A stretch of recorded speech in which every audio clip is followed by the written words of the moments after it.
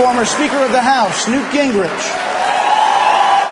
Can you put to rest once and for all the persistent doubts that you are indeed the right candidate on this stage to go up and beat President Obama? Well, first of all, let me just say to you and to all of our viewers, Merry Christmas. This is a great time for us to be here, and I hope that everybody across the country has a very joyous Christmas season. I've been around long enough that I remember at this exact time, in 1979, when Ronald Reagan was running 30 points behind behind Jimmy Carter.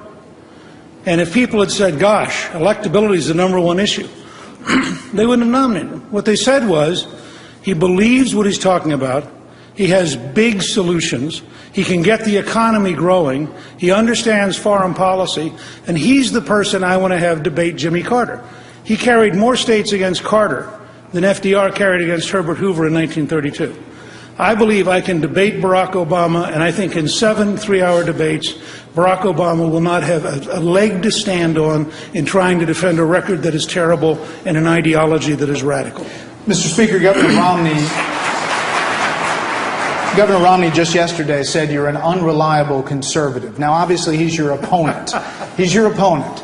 But even Iowa Governor Terry Branstad said today he respects you greatly, but he openly questioned whether you had the discipline and focus to be president. Well, those are two different questions. The first, let me take them one by one very quickly. I have a 90% American Conservative Union voting record for 20 years.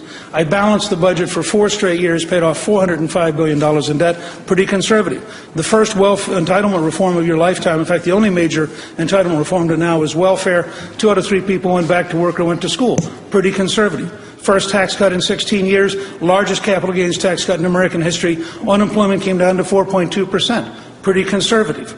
I think on the conservative thing, it's sort of laughable to suggest that somebody who campaigned with Ronald Reagan and with Jack Kemp and has had a 30-year record of conservatism is somehow not a conservative. And what about the concerns from Iowa Governor Branstad?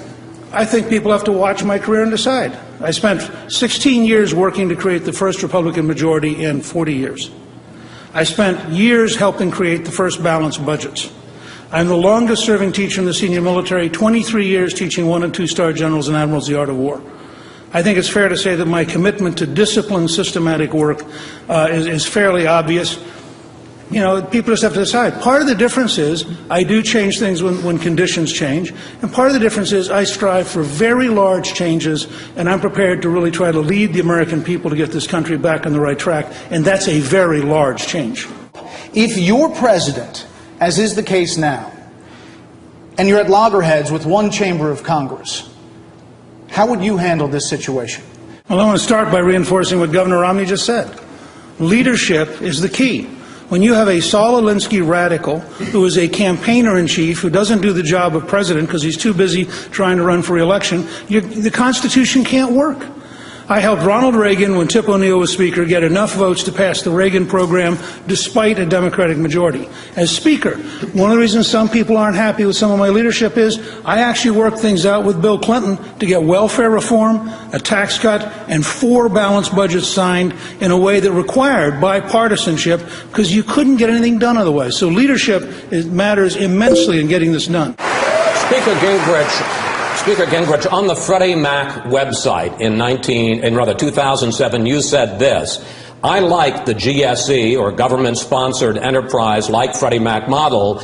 Making home ownership more affordable is a policy goal that I believe conservatives should embrace. Now, in an earlier debate, a recent debate, you said that politicians like Barney Frank, who, in your words, profited from the environment that led to the financial meltdown, should go to jail. Now that it turns out that you were on the Freddie Mac payroll to the tune of more than $1.6 million, how do you answer critics who say that you're being hypocritical? I think pretty straightforward. Barney Frank was in public office with direct power over Freddie Mac. He exploited that power, just as Chris Dodd was in public office when he got special bargains from Countrywide, a firm which went broke. They were using power. I was a private citizen, engaged in a business like any other business. Now, if you read the whole thing that they posted, I said they need more regulations. And I want to go back to my point about helping people buy houses. I worked for years with Habitat for Humanity.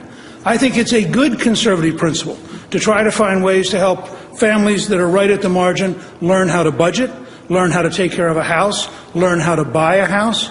And I'm not going to step back from the idea that, in fact, we should have as a goal helping as many Americans as possible be capable of buying homes. And when you look, for example, at electric membership co-ops, and you look at credit unions, there are a lot of government-sponsored enterprises that are awfully important and do an awfully good job. 30 seconds to respond. Well, let me just go back to what I said a minute ago. The term government-sponsored enterprise has a very wide range of things that do a great deal of good. Go across this state and talk to people in the electric membership co-ops. Go across this state and talk to people in the credit unions. There are a lot of very good institutions that are government-sponsored, and frankly, the idea that anything which in any way has ever touched government could raise questions about doctors dealing with Medicare and Medicaid and a whole range of other government activities. There are many things governments do. I did no lobbying of any kind for any organization, and that was a key part of every agreement we had. Speaker Gingrich. Well, the easiest answer is that's just not true. What she just said is factually not true. I never lobbied under any circumstance. I never went in and suggested in any way that we do this. In fact, I tried to help defeat the Housing Act when the Democrats were in charge of the House. And if you go back and talk to former Congressman Rick Lazio, he'll tell you when we were passing housing reform while I was Speaker, I never at any time tried to slow down the reform effort. In fact, I helped him pass the reform bill, and I think sometimes people ought to have facts before they make wild allegations. Let me just say two things. Speaker Gingrich, quickly. Okay. I want to say two things. First, my policy is to break up both Fannie Mae and Freddie Mac. It is not anything like what she just described. Second, I want to state unequivocally for every person watching tonight, I have never once changed my positions because of any kind of payment, because the truth is I was a national figure who was doing just fine, doing a whole variety of things, including writing best-selling books, making speeches, and the fact is I only chose to work with people whose values I shared, and having people have a chance to buy a house is a value I believe still is important in America. Speaker Gingrich, not to make you a target, but it goes with being right here. You just responded this morning, sir, tweeted originally and then with follow-up statements as a major breakthrough of this plan on the part of Republican Congressman Paul Ryan working with Democratic Senator Ron Wyden to find a sort of an updated way to keep Medicare solvent, and this would involve a choice that those who like the program as it is can stick with it. There will be a private option, etc. But earlier on, this might have confused Congressman Ryan and others, for whom you had said with his initial Medicare fix that it was right-wing social engineering. Later on, you backed off that comment, said that there was much you could find in Mr. Ryan's plan to like. Can you blame Governor Romney for saying you have a consistency problem on this issue? I'm not in the business of blaming Governor Romney. I'm in the business of trying to understand what we can do as a policy. If you go back and look at the Meet the Press quote, it didn't reference him, and I'll come back and say it again. A free society should make very big decisions with the support of the people. Now, you can earn that support. You can win a communications argument. Reagan was very, very good at that. But the only point I was making on Meet the Press is when you're going to have a major change, you have to communicate with the American people in order to ensure that they are for you.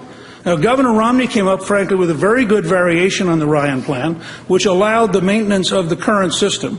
Paul has adopted that, and I think it a very brave act by Senator Ron Wyden. You now have a Democrat willing to co-sponsor the bill.